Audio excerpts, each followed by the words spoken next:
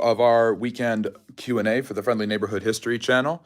We are once again doing a second part to our weekly Q&A and Ask Me Anything, where we talk social sciences, history, and the like. We had a really successful and fun Q&A yesterday where I could barely keep up with the chat. There were so many great questions and conversations going on, so really appreciate that.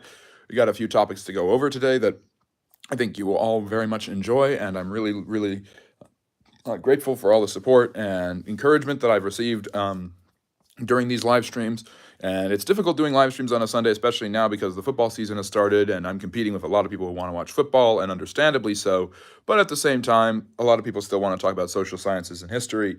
And I'm a little distracted myself because I want to pay attention to football because my Steelers are playing in about 20 minutes and I'm not sure what's going on. But we'll go for another hour today discussing anything history related, social science related that you guys would like to talk about. So if you enjoy this type of content, if you love learning about history, and if you want to support the channel, please be sure to like and subscribe. I do this every Saturday at 6 p.m. Eastern Time, 3 p.m. Pacific, and Sundays, 4 p.m. Eastern Standard Time and 1 p.m. Pacific, and 9 o'clock in London and Paris. So definitely some topics to get into. I'm trying to grow the channel, get over to 5,000 subscribers. I'm finishing up a series on the Roman emperors. I mainly do shorts, but I also do long form content. And I will also be starting a series tomorrow about powerful women in history. So you'll be seeing some great biographies about really important women who definitely changed the historical landscape. So I really appreciate the person who liked and subscribed. That really helps the channel out a lot. So be sure to do that if you enjoy this kind of content. And I've got a few topics off the top of my head that I'd like to get to. And I want to start by talking about Europe's longest reigning monarch. So Queen Elizabeth II of England just died a couple years ago. And a lot of people thought after her death, after 70 years of being the Queen of England, that was the longest monarch in European history. And it was definitely the longest queen in European history and one of the most successful in European history, although she's pretty much a figurehead. But there was actually even more successful particular monarchs in European history, and ones who ruled a lot longer and who were a lot more powerful. And the best example of that is King Louis the 14th of France, who reigned for 73 years, or 74 years, something like that. He is the longest reigning monarch in European history, clocking at over 7 decades. He started ruling when he was just 4 years old, when his father, Louis XIII, passed away. And he is not only Europe's longest reigning monarch, but maybe Europe's best monarch of all time. He reigned from 1639 or 1640 to his death in 1714. He was known as the Sun King. He built the Palace of Versailles. He waged a bunch of different wars that were very, very successful. And he created the idea of being an absolutist monarch, saying that he literally was the state, that he was in charge and no one else could match him. And so that is Louis XVI, the longest reigning monarch in European history, and one of the most successful, to be sure. Definitely made France definitely the distinguished power in all of Europe, and just consistently went to wars, one war after another. He fought wars with the Spanish. He fought wars with the Austrians. He fought wars against the British in India. He did everything he could to increase the power and the influence of the French crown, and he came and influenced greatly by Cardinal Richelieu, who had led France through the 30 Years' War. Louis learned a lot about great statecraft and things like that. And in order to celebrate his grandeur and his Baroque eccentricities and his love of the fine life and fine food and fine wine, basically everything France is known for, Louis decided to build a giant palace to show off the beauty of his kingdom and his court, and to show that he was the boss and everything was really beautiful. But one of the things that he did that was really amazing was build the Palace of Versailles. And this is one of the most beautiful palaces in all the world. And it was just basically a way for him to show off that he was great and that everybody else wasn't as great as he was. He basically had a very, very high ego, definitely a very, very high view of himself. And the Palace of Versailles shows this off.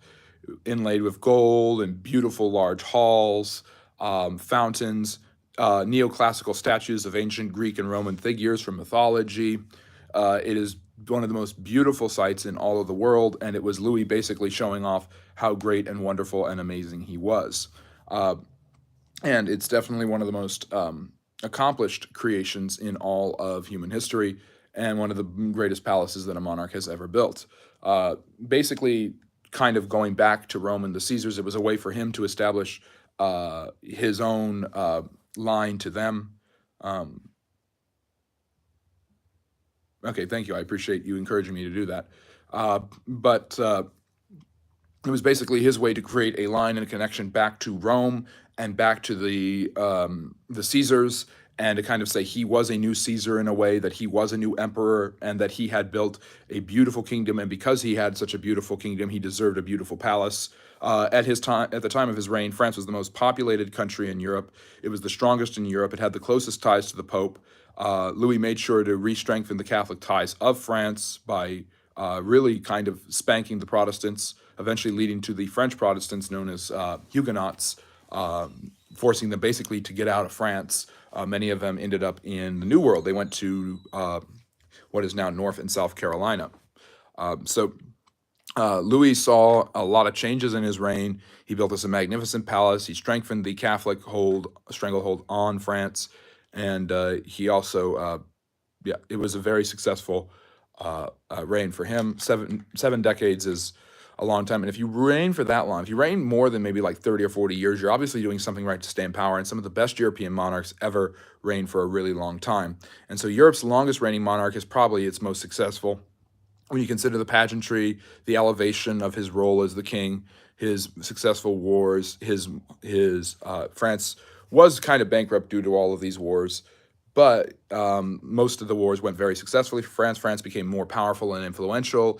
And when you also consider the ability of Louis to build a powerful French state that was subservient to him and create an absolutist monarchy where the French and the different estates, the old feudal system that was carried over from the medieval days, was answering only to him, and that he was the one with the ultimate power and authority, you basically have one of the most successful, you're going to have one of the most successful monarchies in Europe. And of course, he started off his reign not in power. He had a regency that kind of oversaw his reign, but after reaching, I think, the age of 16 or 17, it was all him all the time. So Louis XIV, definitely one of Europe's greatest monarchs and most successful ones ever.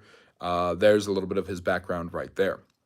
So that was one of the things I wanted to talk about. If you enjoy what you heard and you enjoyed hearing the story of Louis the XIV and France's golden age under him, you feel free to like and subscribe, and drop any comments or questions you have in the chat. We'll be talking about that more as we go along.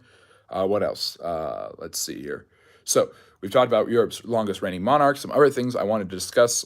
We talked about it a little bit yesterday, but I wanted to talk because somebody was asking about the history of Orange County on the stream yesterday, and the impact and importance of Orange County in California. And the Orange County is known for several different things. One of the most well-known things it's known for is, of course, Disneyland. Disney World in Florida was built much later on, and of course that includes Epcot and all of those things. But Disneyland, the happiest place on earth, known for its fireworks, known for the Magic Castle and the train that goes around, was built in the 1950s, started construction in the 1950s by Walt Disney. Is actually one of the reasons he built the train was because he was in love with the idea of model trains and things like that, and he built the castle. And obviously you have a statue, the famous statue of him holding Mickey's hand, basically leveling a bunch of orange fields and buying a bunch of land to create the happiest place on earth, the small world after all, as it was. But Walt Disney actually was one of the most influential artists, producers, and content makers in the 20th century. The government actually used, he made cartoons for the government to support the war effort against the Japanese and the Germans. So he was a propagandist during World War II. Basically, during both World Wars, governments in the United States and Europe basically believed that it was best for them to propagandize their people, to basically tell their people, the enemy is evil and we are great. So propaganda consists of two pieces. One, talking about how great your country is, and secondly, putting down another country.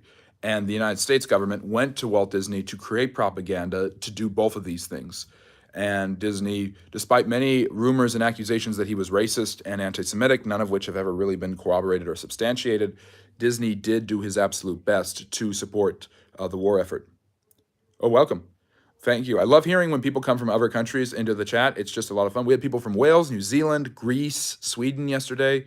We have a lot of fun. Do I know much Welsh history? I was talking about Welsh history just yesterday. So I was just talking about Walt Disney, but I can turn it over to the Welsh. So Wales is kind of founded by the Romano-British peoples known as the Latins, who, when the last Roman legion leaves England in 410 AD, and England is kind of on its own and abandoned by the Romans, a bunch of the Romano-British peoples, the Latins, flee the west to avoid the Celts and other barbarian tribes who are now kind of dividing up the land.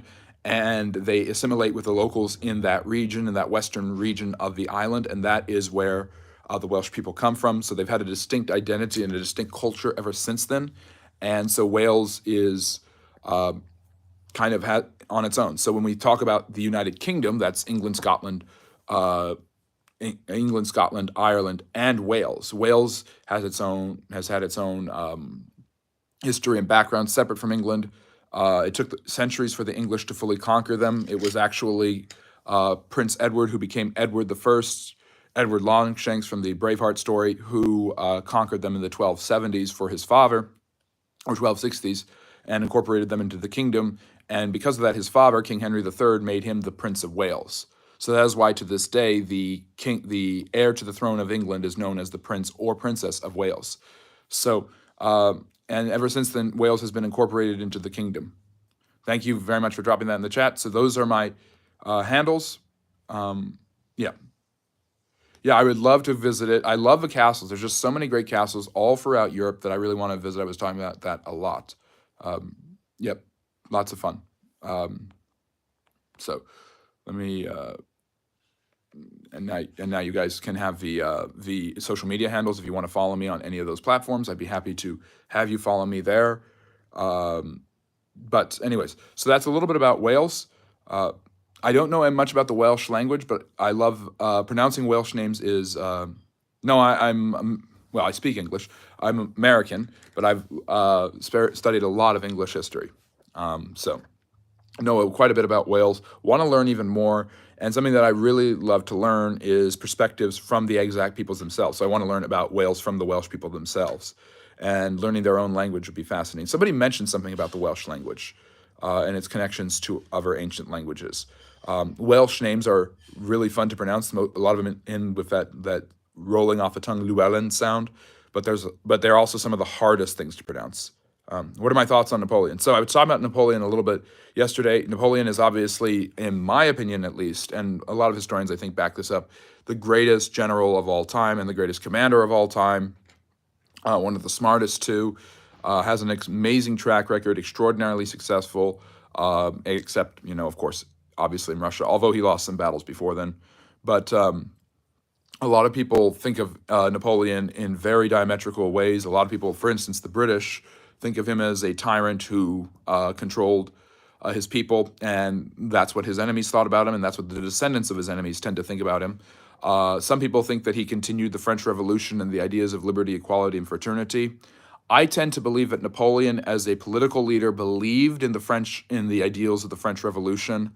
I think he sincerely wanted to spread them. That's why he creates the Napoleonic Law Code, which basically sets up the precepts of modern law. But I also tend to think that Napoleon definitely seemed to believe that it was only him who could enact the revolution successfully. So he kind of betrays the democratic vision of the French Revolution in order to create himself as emperor and spread the ideas of the revolution. And he does spread them, and they do go throughout Europe. And it's actually Napoleon who gives a lot of countries this idea of nationalist fervor. The Germans kind of get it because he's dissolved the Holy Roman Empire, and now the German-speaking peoples need to find something that unites them. He does it with his invasion of Italy. His invasions in Spain and Portugal lead to more revolutions in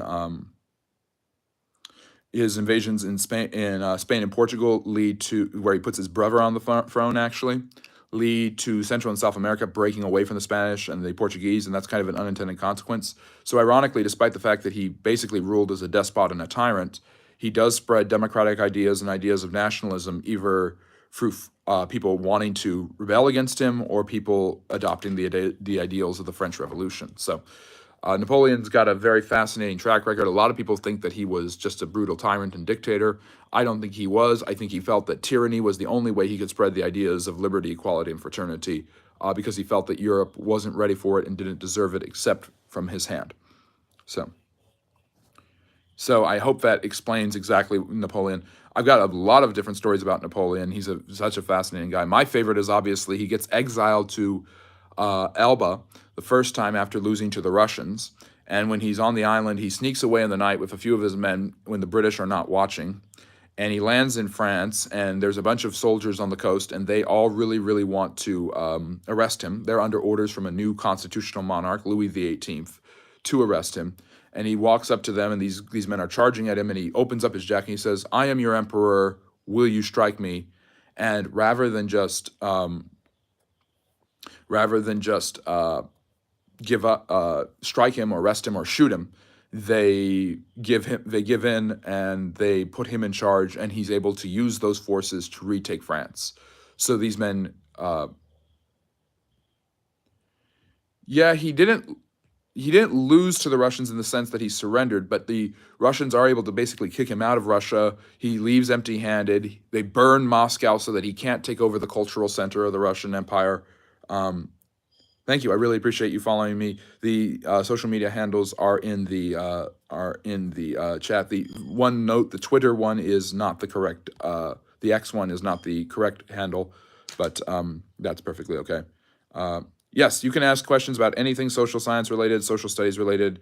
That is what I am here for. That is what we do every Saturday at 6 p.m. Eastern and Sundays at 4 p.m. Eastern. And I really appreciate you guys joining in the middle of football season. So that's always very, very appreciated. But yes, go ahead. Be sure to ask anything you would like to talk about. So Napoleon, to finish up what I was saying, Napoleon doesn't really lose to the Russians, but the Russians do send the Grande Armée away empty-handed, and then they're able to rally another coalition, and Napoleon finally loses after 5 wins in a row against coalition armies, which are a bunch of different countries trying to defeat him. The 6th coalition is successful. And then, of course, he's exiled. He comes back. I tell you that story. He gets back into power. He rallies the French army. He knows that the Europeans are going to quickly try to defeat him. And they meet at Waterloo, and that is where he is defeated by the Duke of Wellington, basically ending his time of glory. So nothing's wrong with my face. This is, to quote Abraham Lincoln, "I am not two-faced. If I was two-faced, would I be wearing this one?" But yeah. So somebody wanted to ask about the U.S. there. Feel free to do that. You guys can ask anything you would like. This is exactly what I am here for every Saturday and every Sunday. I have a couple of other topics. I was talking about the history of Disney, and I was talking about how Disney influenced the Americans and helped rally the war effort during the 1940s, and how he built Disneyland. So if you guys are enjoying that,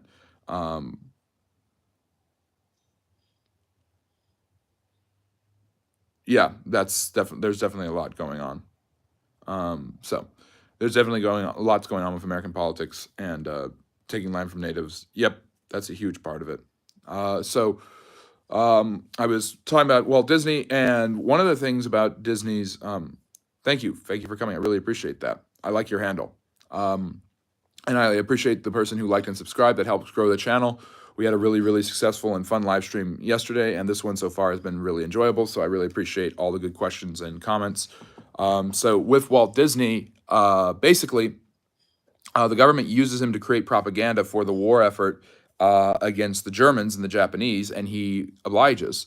And then in the 50s, he builds Disneyland by tearing down a bunch of orange fields and things like that. Max, you've got your shout out. You're very welcome for. Who am I voting for? I do talk about political content on the channel. Obviously, the big breaking political news today, just happening, is that there appears to have been yet another assassination attempt against former President Donald Trump as he was leaving a golf course in West Palm Beach, Florida. A certain person opened fire, apparently had an AK-47 that he left in the bushes. And there's some evidence that he actually wanted to film himself doing this, so people don't know what's going on. Which that is historic in the sense that we have never had a presidential candidate or president who has had an assassination attempt on his life twice. So if that turns out to be true, that's historic in all the bad ways. I do talk about political content on the channel. I remember I was having a really bad, difficult technological problem logging into the live stream a few weeks ago. This was one of the first live streams I did back in July, And as I was trying to figure it out, I get text messages and my phone starts blowing up saying that Trump had been shot at the first time. So that happened. So now apparently I'm doing a live stream once again on yet another attempt. And no political candidate for office, no presidential candidate, no president has ever had an assassination attempt twice. 4 presidents have been killed by assassinations. 6 presidents have been shot at. Yeah. Yeah, I don't know. People, there's a lot of hatred. There's a lot of animus towards former President Trump for different reasons. Some of that is probably, it might very well be his own fault. Obviously, political violence and attempts on politicians' lives are never justified. Fortunately, he is safe and no one else was wounded, unlike, of course, back in July when he was shot, he was injured, and another person was fatally killed, unfortunately.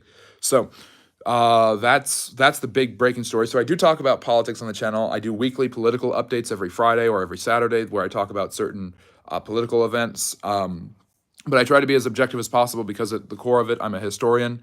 And I think the job of a historian and the job of my channel is to be as objective as possible and just report the news. When President Biden dropped out of the race, I realized that this was not just a regular political season. This was a historic election, and there are so many historic possibilities and events that have already occurred that it is appropriate for me as a historian to get involved in talking about it and offering commentary, not opinion as much, but trying to be as objective as possible. So. Yeah, there's a lot of historic hardships caused by both, and there's a lot of historic hardships caused by neither. I mean, there's history where a pig crossed a borderline and that led to a war. I mean, that's something that's just there. A lot of people say religion and politics, you can't talk about them at Thanksgiving dinner, and they are the cause of all wars. To some extent, that is true, but there are definitely things that are beyond just that. A lot of war, a lot of fighting is ego and stuff like that. What you got to say about the debate. I did a video, I really hope you check it out, on the debate and talking about it. From a perspective of trying to be as objective as possible, it seems to me that Mrs. Harris won the debate. She was more polished, she was more refined. President Trump did well at the beginning and then struggled when he seemingly got angry and reacted to some of her comments. The moderators have come under a lot of fire and scrutiny for being biased, and they seem to have been favoring Mrs. Harris.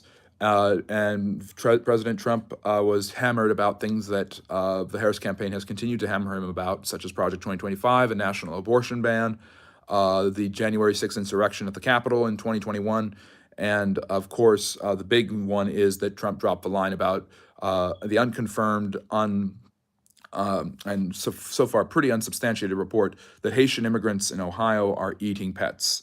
This has not been confirmed, and that is obviously one of those lines that could easily end up as a historic moment because there has not been confirmed reports of that. But yes, there's rumors also coming from MAGA enthusiasts that she had the debate questions ahead of time, that ABC rigged the debate in her favor, and that she was wearing an earpiece that was where she was getting the answers. Now, there is no evidence of that. In fact, the earrings that she was wearing do not have an earpiece in them, and they are sold all the time. And I think it was very funny that the people who actually designed Bluetooth earrings offered to make Trump a pair for himself. So I think they handled that pretty well. No, well, yeah. How far back? So he might have said it that way. I don't think he said it that way. I don't think he should have said it. I think he could have won the debate if he had not said that. And I think that he does have a saving grace in the fact that there's a lot of people who seemingly look at the debate and see that it wasn't particularly fair to him, which is something that he says a lot of the time. So it's kind of almost like a boy who cried wolf scenario. So does it change the outcome and the perspective of the election? I think it helps her a little bit. I don't think it's going to change anything in November because nobody remembers the narratives from a few weeks ago. That's just how American politics is. It's divisive enough, and it's gotten so bad that people don't remember the narratives from a few weeks ago. A couple weeks ago, Arlington, his visit to Arlington National Cemetery was the big narrative. Now nobody's talking about it. Yeah. So somebody asked. So that's what I have to say about the debate. I hope that's helpful. I hope that's pretty objective. I did a poll on the channel just a couple weeks ago, and the majority of people voted that I was right-leaning, and I was surprised to find that. So I'm trying to be as objective and fair-minded as possible. I criticize both sides, and people have gotten to the point where if you criticize one side, you must be on the other side. That isn't how it works. That's called critical thinking, not being biased. And I would love to get to a point in American politics and politics in general, where you can criticize one side without the other side, without the whataboutism, where the other side says, "Well, what about this? What about what the other candidate is doing?" I don't care. I'm talking about one particular candidate. Can we stick on one candidate, criticize him or her, and then move on to the other candidate? People love to play the whataboutism game. So, how far back does my history interest go? That's a great question. I love to. Um, I don't like to disclose my location, but anyways, what do I have to say about the debate? How far back does your history interest go? That's the question I really want to answer. So, do you mean like how far back does it go? As in like how long have I liked history? Because that's about a 20-year thing. And so people have guessed that I'm in my late 20s, and they're pretty accurate. But I mean, I've been interested in this. This was always my favorite subject in school. I majored in it in college. I have a master's in it. So that's it goes that far back. And when it comes to history, I tend to like any history that I'm learning about. I know about certain areas of history more than other areas of history, and definitely have particular proclivities and interests. European history in the 19th and 20th century tends to be my forte, especially Eastern European history and Russian history. But however, I tend to find any history that I am studying and learning about as far back as prehistory to be fascinating. So I try to like the history that I'm learning about right now, and I try to be like a history chameleon, where the history I'm learning about right now is what really interests me and is what really I find to be the most fun. So, where's my all-time favorite? So I don't know if I have an all-time favorite country. I think there's a lot of I find, once again, when I study a particular, I think that's a great question, by the way. When I study a particular country with a particular area, I tend to just really get into it because I love studying history, because history tells us about humanity and the human condition, and I just see that all over the place. So in the last couple of years, I've been really, really fortunate and blessed to be getting and learning more about Eastern history, India and China in particular, and Japan. And I just find the histories there to be fascinating. And a lot of people have very few people in the West have an understanding of the history of the East. And I think that needs to change. Hello, welcome. Thank you for coming.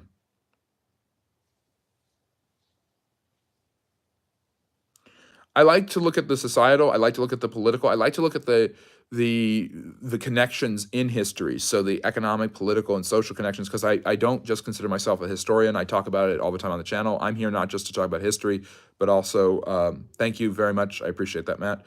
But UK history is fascinating. If you like UK history, I have an entire series and a playlist on the channel about the kings and queens of England.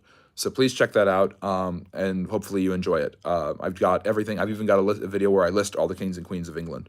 Some people said I was reading from a list, which I took as a compliment, because that means I got it right, and B, I have that good of a memory. I was reading from no such list. So I try to enjoy social sciences, not just history, and so politics, religion, economics, they're all part of it. So anyways, let's see here. So where's my all-time favorite? I think the one country that I have the most interest in learning about is Russia, and I think that's very, very poignant for nowadays in our current world. Yeah, the Industrial Revolution is definitely a good topic of interest. I've got several videos about that, both from the American perspective and the European perspective, because that's mainly where they started. Although, really, I should make a video about how Japan had its own Industrial Revolution. Basically, in the latter half of the 19th century, Japan, in order to avoid colonization, basically decided to become like the Europeans. And so they industrialized rapidly. It's called the Meiji Restoration. Their Emperor Meiji, which emperors aren't supposed to have power in Japan because they're supposed to be gods, and so they're supposed to be pampered and have no power over human affairs.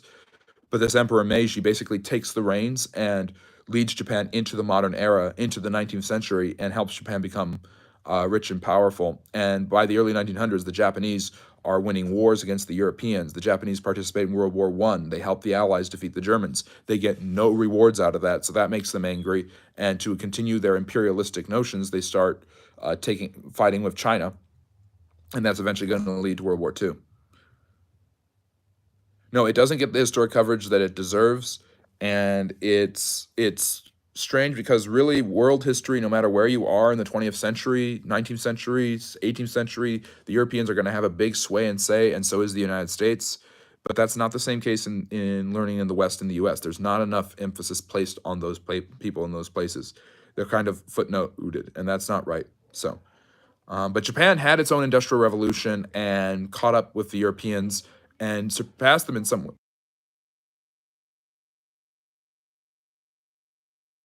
Oh, sorry about that. Anyways, um,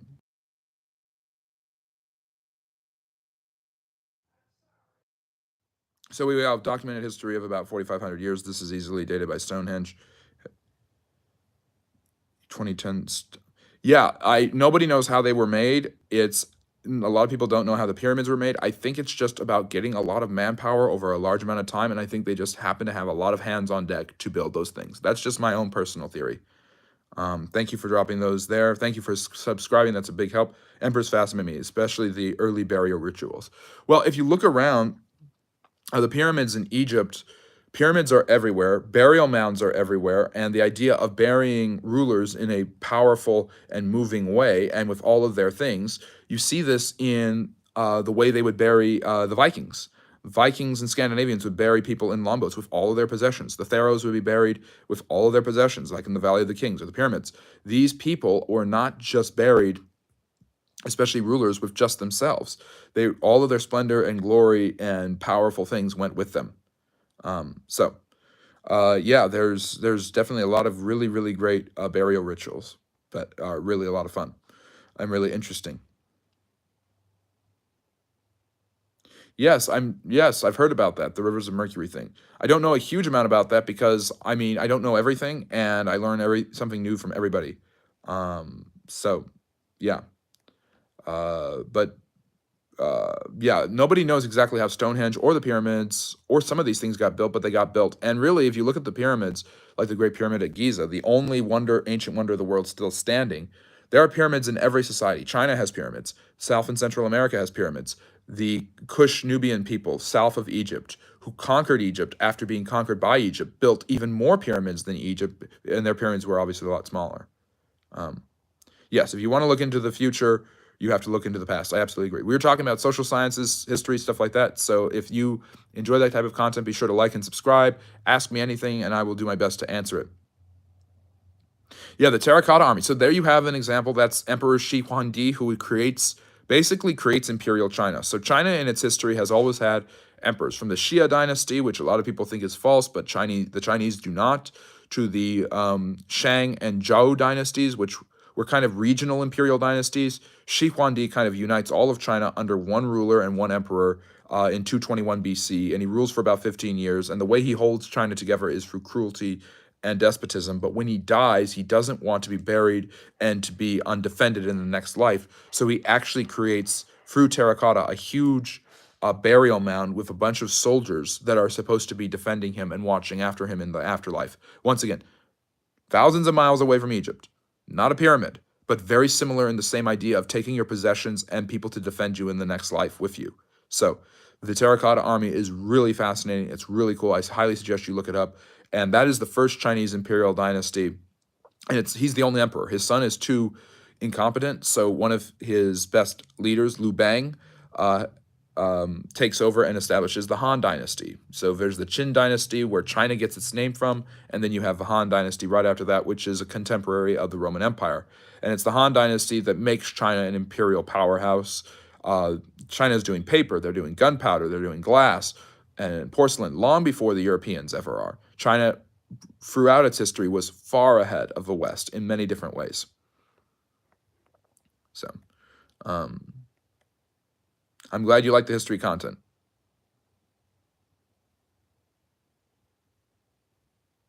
Well, I appreciate you asking that. I don't know if I'm on the spectrum at all. I doubt that I am. I think some people just have, good memories. I know there's a lot of people, wonderful people on the spectrum who have excellent memories. So who knows? Maybe I'm one of them. Maybe I'm not. I just do my best to have the best memory I can, and it's served me well when it comes to talking about history and doing stuff like that. So, anyways, let's see. No, you didn't offend at all. I do not. I am not offended by any comments. I have people come in here and ask and attack my physical appearance. They attack the way my face looks. They say that I'm this or that. People ask me make sexual innuendos all the time. I've heard it all and I've seen it all. A question like that is perfectly innocent and very nice. Do I know about the pyramids in Malaysia? No, not much. I don't know much about Malaysian history, and I want to learn more about Southeastern Asia and its history. It's really, really a fascinating area. It's really fascinating to me that Thailand is one of the few countries in the world that was never colonized by anyone else. Thailand, of all places, was never colonized. Vietnam was colonized, India was colonized, Thailand right between them, never colonized. I don't know much about Malaysia. I've had Malaysian food twice. I had a good friend in college who was Malaysian, and we went and got Malaysian food, and it's just wonderful, really, really good stuff. Um, yeah. Uh, what about Nepal? Yeah, thank you. I really appreciate hearing that, and I really appreciate the support. That's very nice of you to say. So yeah, I get people who come in and say terrible things about my appearance, and uh, I basically am a free speech absolutist. I think that people can say anything they want whenever they want, and I don't care, and it doesn't bother me. Usually, I just ignore it if I think it's malicious. And people make comments on the channel all the time that are, and I go and I've gone to the held for review section, and I've seen a bunch of comments, and I just approve all of them because I basically think people should be allowed to say whatever they want whenever they want. So, anyways, what about Nepal? I would like to know more about those pyramids in Malaysia, though. That sounds really fascinating. I'm not surprised about it because people, be it ziggurats, be it pyramids, people have always wanted to build really tall buildings, and I don't think that modern skyscrapers are that much different. They're just built with steel instead of stone. It's all about humanity reaching to the heavens and becoming ascendant and powerful. And I think there's more to say about our social psychology in that way than just our history. So, some fascinating stuff there. I love military history. I love social history. And I talk about all of it because I just don't see any type of history as not connected with each other. Yeah, that's definitely true. So people have definitely changed in the way they perceive what looks good. In fact, uh, one of the things I was studying just recently was the British influence in Afghanistan in the 19th century. Basically, there was a Cold War before the Cold War. So the Cold War between the United States and the Soviet Union in the 20th century really should be called the Second Cold War. And I've often said that the first two world wars are actually the Second and Third World War. But the Second Cold War is the one we all know. The first one was actually between Britain and Russia for control and influence in India, Afghanistan, Central Asia, and Iran. And Russia used Persia, or Iran, as its buffer state, and the British used India as its buffer state, and they kind of competed over Afghanistan and that area in the middle. But what's very fascinating about that is that the British actually created categorization of physical features of the Afghan people and of other groups of people, trying to lump them into different groups and understand it. And basically, physical appearance, the people who were more attractive were considered to be more intelligent. And in Europe, the paler your skin, particularly in the Renaissance in the 1500s and the 1600s, the paler your skin, the more attractive you were. The idea now of tan skin, things like that, and not being pasty is a newer historical thing. So there's an example of that. Yes, that's true. That's absolutely true what happened with Japan and Thailand. Basically, in order not to be colonized by Japan during World War II, Thailand basically allowed the Japanese through their country to attack the British in Malaysia and Siam. So yeah, that's a very good point. Does bro looks max? I don't know what that means. I'm not sure what you mean by that. I don't know what Operation Fishbowl is. Um, so it's funny because sometimes I've got trolls on the channel and I just don't know if they're trolling or not. But anyways, so physical characteristics and the appearances and what counts as handsome and beautiful have changed and are different in different cultures. I mean, obviously, a huge example of this is the foot binding used in China, which is seen by many now as a barbaric practice, but for the Chinese for centuries was a way to make women beautiful. Let's see. Oh, I don't know what Operation Fishbowl is. I think I've heard about it once or twice.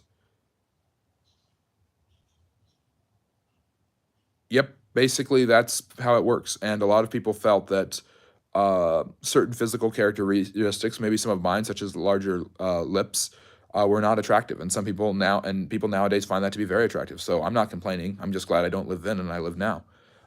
So, anyways, if you're just joining us, we're talking about social sciences, history stuff, stuff like that. If you enjoy this kind of content, drop a like, ask a question. Subscribe to the channel. I'm trying to hit 5,000 subscribers by the end of the year. That's the goal. We're at 4,500. I'm amazed. I never envisioned that 7 months ago when I started this process that I would get this far. That's interesting. The U.S. exploring Antarctica. I do know a little bit about Antarctica. It's basically been declared to be a neutral zone, and that's because the early settling that area and building scientific discovery and stuff like that was during the Cold War. So basically, the international community just decided that Antarctica would be neutral and never would be owned by anyone, technically. Thank you for subscribing. Very helpful. Yeah, it does. It does look like a little hat. It's like I'm wearing a lantern hat. It's because normally the lighting is a lot better, but for some reason it's coming off kind of blurry. So, but anyways, and you can see the social media handles pinned by my wonderful moderator. He has done such a great job. You guys can like and subscribe to the channel, and it really, really helps us grow. And we're trying to reach 5,000 by the end of the year. We do long form content, but a lot of shorts mainly. And I've got long form content coming out today about the end of the Roman Empire, and then tomorrow I will be shifting into a new series about the different various. Sorry, I'm getting confused. The various powerful women. I'm doing a herstory series about powerful women rulers. Yes, a lot of people do not know anything about Britain and Afghanistan, but Britain got to Afghanistan and fought in Afghanistan long before the Soviets and the United States. The British fought 3 different wars against the Afghans and could never really fully subdue them, although they did kind of control them for a while there. And it was all about keeping Russia from getting to India because they were terrified that the Russians wanted to control India. And Russia always felt the need to expand in every direction possible because they felt that they didn't have enough space. So the German concept in World War II, the Lebensraum, living spaces, where Hitler basically said any German person needs to be part of Germany, and we need more and more space so we're not invaded. He stole that from the Russians. Maybe not intentionally, but the Russians had always had that concept ever since the Mongol invasion that they needed more land, and more land would make sure that they were safe. That is why Russia is so darn big and so darn expansive. Am I religious at all? Yes, but I keep that to myself. Yeah. Social media, definitely a huge social historical impact. Oh, so with Afghanistan, I'm not surprised British troops were finding weapons from their own times there because they were there for a long time. And it's basically most of the 19th century, Britain in some way, shape, or form is in Afghanistan. So, and the Soviets go in there, they lose. In fact, Alexander the Great conquered Afghanistan and he could not hold it. His generals divided up his empire into their smaller kingdoms after his death, but Afghanistan could not be held. And so there's kind of a Greco-Afghan empire called the Bakhtari, which I know sounds like something from Star Trek, but they actually rule over Afghanistan and Central Asia for a long time. So, how do I feel about the flat Earth theory? I mean, there's no evidence for it. I tend to, I just love the memes. I love the Flat Earth Society has supporters all around the globe because just think of what that means. Yeah, let me see here. Ironically, here in the UK, we have, yeah, everyone's an immigrant. No one is native. We were talking about this in the live stream yesterday. The idea of the way I define natives is a group of people who have been in a particular area long enough that they have an established culture, and when they encounter other groups who come to that area, they can say, we have been here for centuries. So technically speaking, that means that's why the Native Americans are the Native Americans. But basically, no one is native. People have been migrating throughout history. That's a great question about the USA. I'm going to get to that. Access to warm waters. Yes, that's definitely part of it. Warm water ports are huge. Trade is a big part of it. That fuels empires, trade and wealth. So was the USA always involved in other wars? Well, didn't always used to be that way. The U.S. tried to stay out of World War I. They tried to stay out of World War II, and basically kind of felt, especially after World War II, that things were kind of better when they were involved. And this is a narrative that they've kind of run with for 80 years, for better or for worse. It's led to some successes, such as the Gulf War in Korea, and it's led to some disasters, such as Vietnam and Afghanistan. Yeah, social media impact, absolutely. The social media has created narratives and ideas about things that just aren't true. And I doubt that Flat Earth had much support 100 years ago. Social media has allowed people to basically sit around and create echo chambers and bubbles without even ever having to leave their homes. And it's a tragedy, but it's the way things are, unfortunately. So let's see here. Any other comments or questions? All right. We are going to go for about an hour. I usually go for an hour each time on both Saturdays and Sundays. I really appreciate everyone's comments and participation. It's really, really helpful. Make sure to like and subscribe. And yeah, it has read people's minds. It's good for information. There's a lot of things we can learn about it. I mean, I was just talking about it looks like the second attempted assassination on a presidential candidate slash former president in American history, which has never happened before. And I learned about that through social media. So we can learn about things really quickly. And like many things in human history and many new advancements in technology, it's a tool. We were talking about the Industrial Revolution. The tools of the Industrial Revolution were used to create the war machines that killed millions of lives in World War I and World War II. However, that also created things like the airplane and the telegraph and eventually the telephone. It made life a lot easier. The reason for the invasion of Afghanistan was because the United States believed that Osama bin Laden, the head of Al Qaeda, who was being protected by the Taliban government, which now runs Afghanistan again, was in Afghanistan, and that the base of his operations was in Afghanistan, and that's why the U.S. went into Afghanistan. Going into Iraq seemed less plausible because it had very little to do with the September 11th attack. Yeah, I mean, I don't necessarily agree because I mean, I mentioned it just before. I'm a free speech absolutist. I believe people should be able to say whatever they want, whenever they want, whether it's true or false. And I know that dangerous things can come out of that, but dangerous things can come out when they're not allowed to do that. So there's a trade-off. Yeah, I think the dollar is in a bit of decline. I think BRICS and things like that are definitely a threat to the dollar. I think the value of a dollar is losing its importance. I think that one of the big problems is that the dollar is not backed up by anything. The reason they created paper currency in the first place was to represent a surplus of coinage. So in ancient China, not ancient China, in medieval China, the Song dynasty created paper currency in order to so that they did not run out of copper. They had copper coins, and they didn't want to devalue their currency like the Romans had. So they made copper. So instead of minting more copper coins, they started printing banknotes that represented a certain amount of copper coins. And from that point on, there was always a connection between fiat currency and rare and precious metals, be it copper, gold, bronze, or silver. And gold and silver have been the main ones. And the devaluing of the currency occurs when there's nothing to back up the currency. And so now in the United States, for instance, there's no standard on which the dollar is based other than itself. So it's a stool sitting on itself. So that is not sustainable. So there's no wonder why BRICS is becoming more popular and other currencies are becoming more popular. And of course, you have the rise of digital currencies. And the value on those certain materials could be phenotypic. It could be just how they look, and so they look pretty and shiny and stuff like that. I've often wondered exactly why they did that.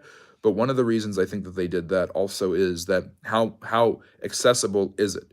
You've got to have something that is valuable, and you've got to place certain, and you've got to have a designation and a boundary where this is valuable and other things that are not like it are not as valuable. And maybe it's just that it's rarer and it's prettier. And so you get gold, silver, precious stones, bronze, copper, things like that. And also, of course, copper and gold and silver were never used for this, but bronze, copper, iron, those are all used for tools and weapons of war. And so they have a certain and particularly important role because they are used for warfare. It's basically how difficult it is to obtain, but it's also what is its practical use. And I think copper, bronze, and stone and iron, and that's why we have ages. We have the Bronze Age, we have the Copper Age, we have the Stone Age, we have the Iron Age. During the show that people... Yeah, I agree with that. I definitely agree with Gervais on that. I think that it's oftentimes, and this is true for history, the way we read history tells us sometimes more about us than it does tell us about the historians. So when I read historians, I'm learning who the historian is, as much as I'm learning about the history. No, I don't have a beard. I've grown one out in the past. I don't really particularly think I look that good with beards. I prefer to call what I call my Roman look, getting ready for the legionaries, all that. Thoughts on the death of Saddam Hussein. So Saddam Hussein is overthrown by the United States effort, Iraqi freedom, which doesn't make any sense because he was already kind of defanged in the 1990s during the Gulf War. He'd been the dictator of Iraq for almost 25 years. The U.S. overthrows him. They torture and interrogate him in Abu Ghraib prison, which is a horrible place. And he finds out that the United States and the whole world international community find out that there were no weapons of mass destruction, there were none whatsoever, and either the Bush government lied or was misled or did not know and just kind of gambled. And so because of that, the war drags on, and the United States presence continues to be in Iraq to this day, which is unsettling and unfortunate. And the death of Saddam Hussein, you have the ending of a dictatorship, but you have a democratic government in a country that is not used to democracy, and you have a rise of other factions of radical Islamic rebels. And the best example of this is obviously the Islamic State of Iraq and Syria, ISIS, which is kind of still around, was badly defamed by President Trump, heavily defamed by President Trump. You have the death of Abu Bakr al-Baghdadi and things like that. But there is still, Iraq has been destabilized, and throwing out the dictators seems to lead to a level of destabilization. And that seemingly has happened in Libya. It's close to happening in Syria, and it definitely happened in Iraq.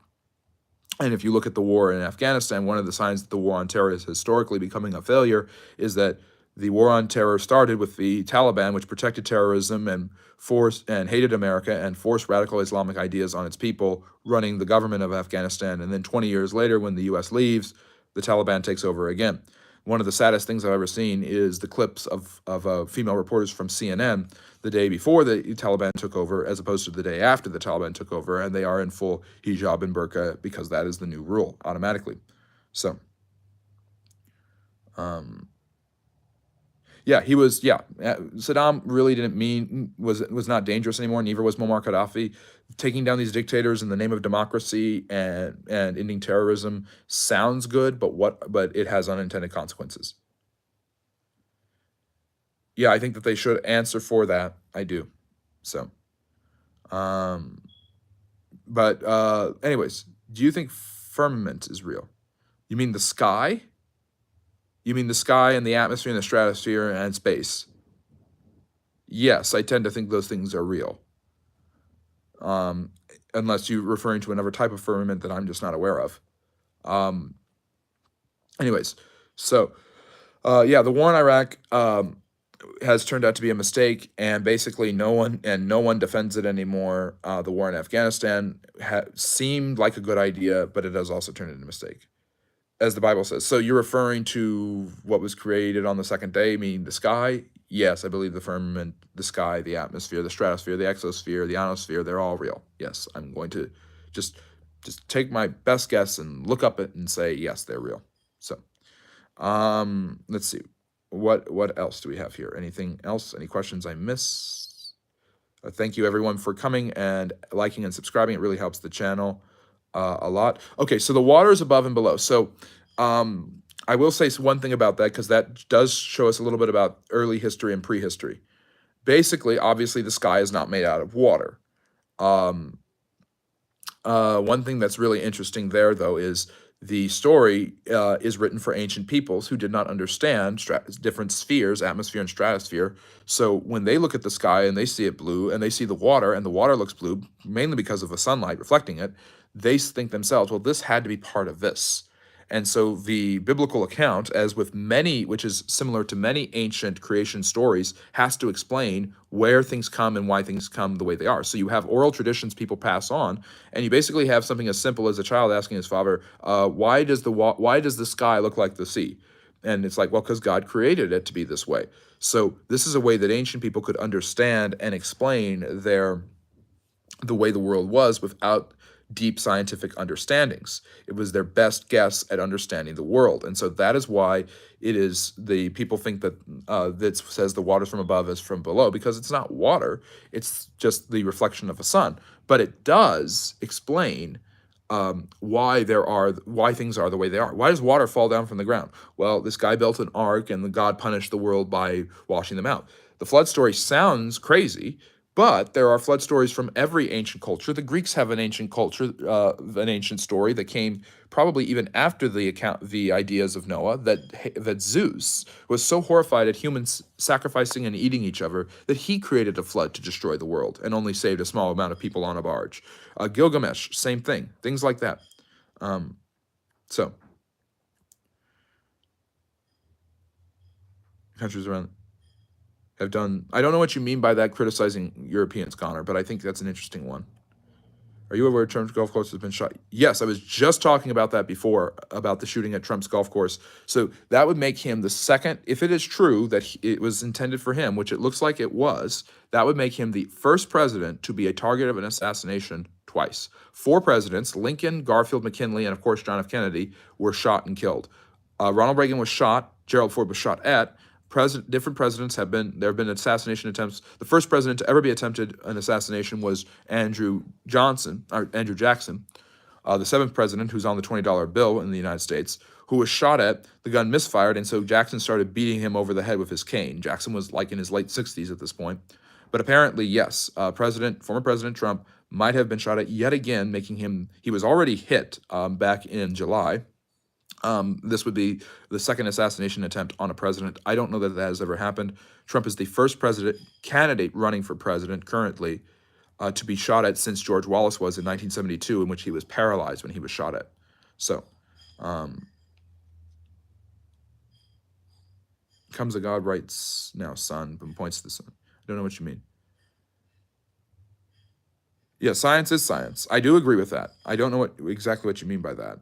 Science is definitely science. I'm not saying anything anti-science by what I said about the sky and stuff like that. I'm just saying the way the ancients understood the world and how they explained the way the world was to each other. They did not understand the science. They did not have the technology or the tools to be able to understand that.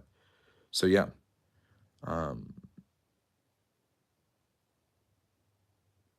Yeah. So and that's actually called an ideology. It's the way that ancient peoples explained the way the world was to their culture. And they needed an explanation, and so they had oral traditions that eventually became written down. And you've got the Epic of Gilgamesh, you have the Greek mythologies, and of course you have the Old Testament. So, what else? So yes, we've got that. That's the big breaking news. Once again, I am going live when President Trump has been shot at. I was going live the day in July when that happened, and I was like, well, that's historic. Of course, he has the image of him pumping his fist, and I think a lot of people in the United States seem to think the election was over at that point. And the twists and turns and curves of this election are historic. Historians will be studying them for years. And that's what made me actually get into doing political content on the channel. I'm not trying to be biased. I try to be as objective as possible when I do political analysis. I think I criticize both sides, but there's a lot of history going on here, and I want to be kind of ahead of the gun when it comes to the history going on, because there's history being made all the time. History doesn't end, it continues onward, and this election is definitely an example of that.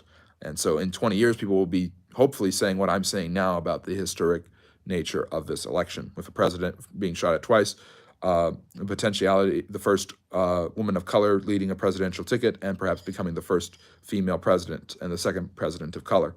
So, and Trump becoming the second president to win 2 non-consecutive terms, his indictments, his felony charges, all of that. There's a lot. There's just so much going on. It's crazy.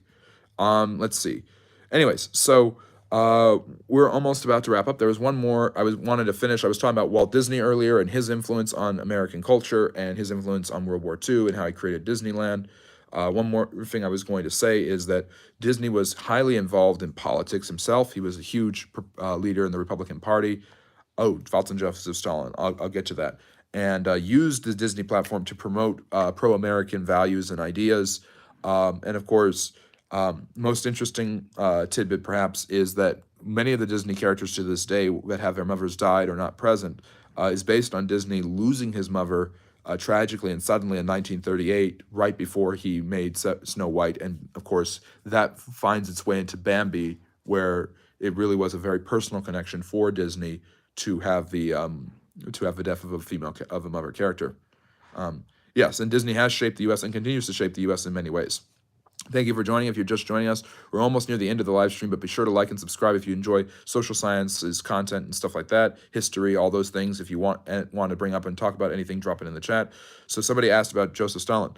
So somebody in the chat a couple of weeks ago asked who was the worst dictator of all time, and I think Stalin kind of takes the cake. I think his brutality, his repression, the fact that Big Brother and everything that George Orwell wrote about is based on what Stalin was trying to do is awful. Stalin was a racist. He was an anti-Semite. He basically used Hitler thinking he could foment communist revolution in Europe. the brutality of what the Russians did going west at the end of World War II, where people were fleeing not the Nazi Wehrmacht anymore at the end of World War II, but were fleeing Stalin and his hordes, tells us everything we need to know about Stalin. The fact that the United States was taken in, at least a lot of people were taken in and duped by the man, is sad, and basically shows that Stalin was using the United States, and in some ways the U.S. was using him.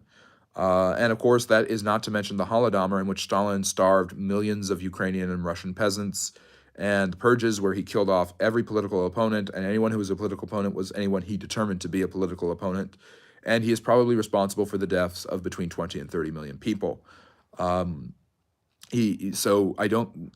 He's one of the worst figures in history, definitely on the villains list, and I think that he is not overlooked. People know how awful he is, but he kind of takes second fiddle to Hitler because of what Hitler did during the Holocaust, which was absolutely abhorrent and awful as well. And if you say that Hitler is worse than Stalin, I won't really argue with you. I just think that I don't want to say underrated because that just seems like I'm being dismissive.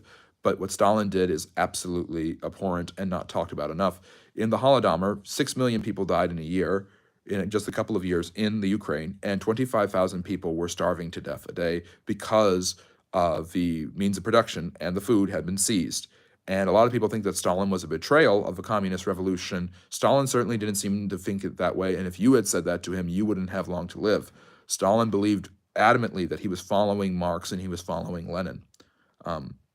So yes, and Pol Pot, by proportion, if we actually look at dictators who murdered off the largest percentage of the people in their country, Pol Pot and the Killing Fields, the Khmer Rouge, when Cambodia became communist in the 1970s, that is the highest and most brutal and swiftest murder and genocide ever. It is the highest population percentage genocided in human history. I don't think genocide is a word, but still. The administrative state. What do you mean by the administrative state? Are you talking about the federal government, which is run by the executive branch? I'm glad you found this really interesting. I really appreciate that. Escobar. Which Escobar? Yeah, Pol Pot is definitely up there as one of the worst dictators ever. And a lot of people don't talk about him because they talk about Ho Chi Minh and Vietnam, and people kind of look at Cambodia as a footnote because the United States bombed Cambodia. Cambodia became communist and fell around the same time the Vietnamese did. Yeah, that's one of the reasons Ukraine feels the way it does. The Russians, throughout their history, have considered the Ukrainians to be Russian. They call them White Russians, and I like to think that that's because they are European, and a lot of Russia is in Asia. But for a long time, the Russians have seen the Ukrainians as part of Russia, and the Ukrainians, some of them have, and some of them have not. And by the way, Putin's excuse of going into Ukraine because there are Ukrainians living in the area that he wanted is no different than Hitler going into Czechoslovakia and saying there are Germans in the Sudetenland. This is the same idea. You cannot appease these people. You have to stop them. Yeah, Mao has the largest population, but through political repression, targeting his political opponents, killing and counter-revolutionaries, the Civil War, and through the starvation of the people and the collectivization of farms, you have about 40 to 60 million people dying during Mao's reign. And the problem isn't just the numbers are so high, it's just that it's unfathomable. So Mao does the most, Pol Pot does the highest percentage. I think Stalin is kind of the most brutal in many ways. Just some plates and things like that, cups. Let's see. Let's see what else is going on here. Let me see. It would appear that why is this happening to him? It would appear that his base would be violent. Well, that his base. Are you talking about Trump again? I think, Bieberg. Yeah, I think that definitely there's a lot of hatred of Trump, and there's a lot of delusion about him. And there's a lot, and he doesn't always help himself that way. That doesn't justify political violence, but there are ways in which he puts a target on himself, and a way in which people put targets on him, and more so than any political figure, at least in my lifetime, he has been the most polarizing. NATO pushed this war and by not backing off Putin. Yes, from what I have read and heard, Putin actually was willing to go to the drawing table and surrender, or at least in the war at different times, and NATO doesn't want to do that. NATO wants Putin to pay. Putin's aggressiveness during the last 20 years, his repression of his people, him killing his political opponents, has made a lot of people around the world feel that he must pay by losing power and being destroyed. What I think a lot of people are missing is that if he doesn't continue to prosecute the war, I think he falls apart in Russia. But yeah, you're right. NATO doesn't need to push that much. He is that ambitious.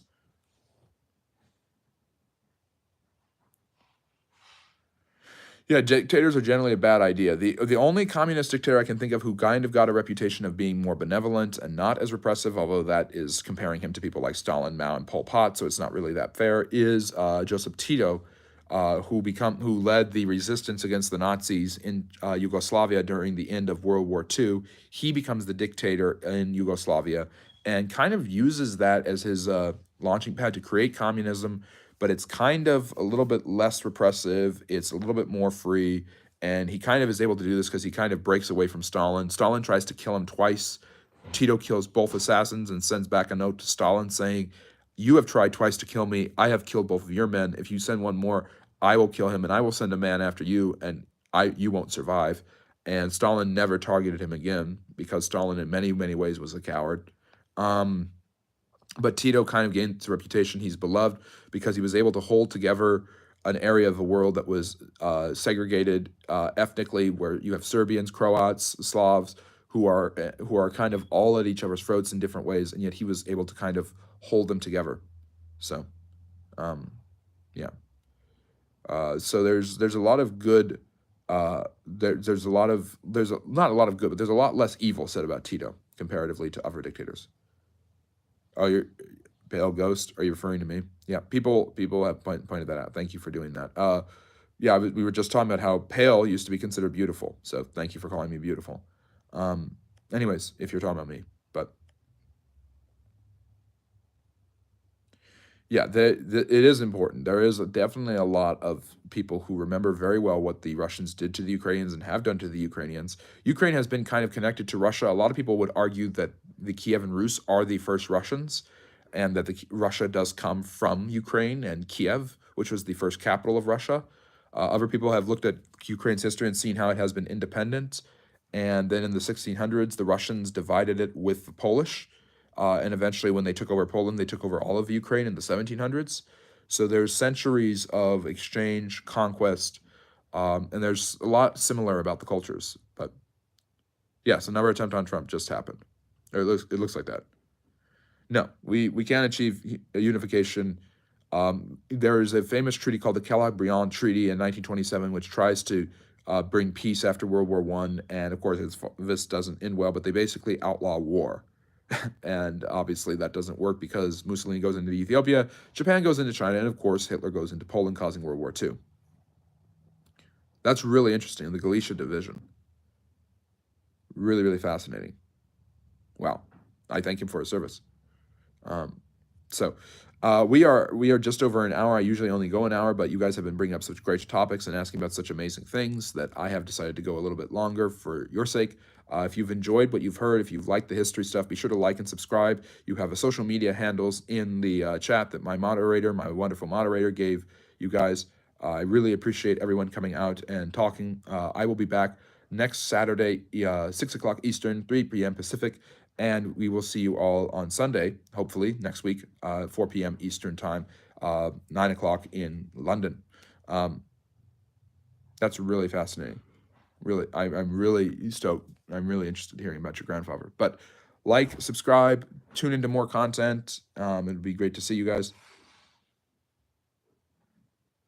Yeah, I don't know what's going to happen. I think the war has gone on way too long, and who knows how and when it can end. I'm not sure. I'm not a geopolitician. I'm a historian.